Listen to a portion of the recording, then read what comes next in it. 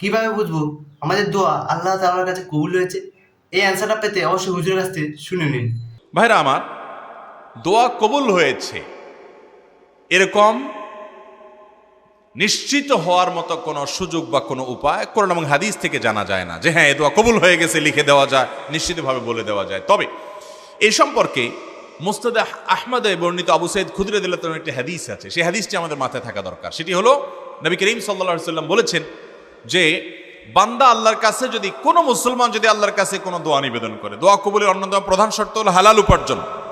সেটি ঠিক থাকার পর যদি কেউ দোয়া করে এবং সে যদি কোনো অন্যায় কাজের জন্য দোয়া না করে এবং আত্মীয়তার বন্ধন ছিন্ন করার জন্য দোয়া না করে, অর্থাৎ খারাপ দোয়া যদি না করে, তাহলে আল্লাহ তাআলা অবশ্যই তার দোয়া কবুল করেন।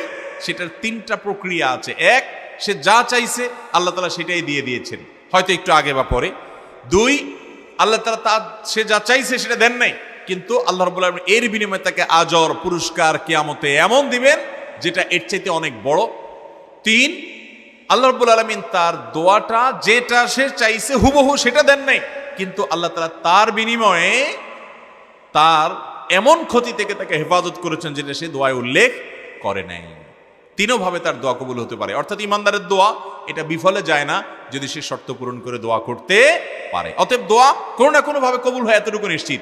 তারপরও বিভিন্ন উলামা ইকরাম, বিভিন্ন ইমামগণ তাদের অভিজ্ঞতার আলোকে বলেছেন যে দোয়ার পর এরকম পরিবেশ হলে, মানসিক পরিস্থিতি এরকম হলে সেই দোয়াটা আল্লাহর কাছে কবুল হয়েছে বলে সুধারণা করা যায়। এটা হলো তাদের অভিজ্ঞতার ব্যাপার, এটা কোনো কোরআন হাদিসের বর্ণনা নয়। তারা বিভিন্ন সময় অভিজ্ঞতা দ্বারা এটি দেখেছেন যে দোয়ার সময় এরকম পরিস্থিতি হলে, মানসিক পরিস্থিতি এরকম হলে সেই দোয়া পরবর্তীতে কবুল হয়েছে দেখা যায়।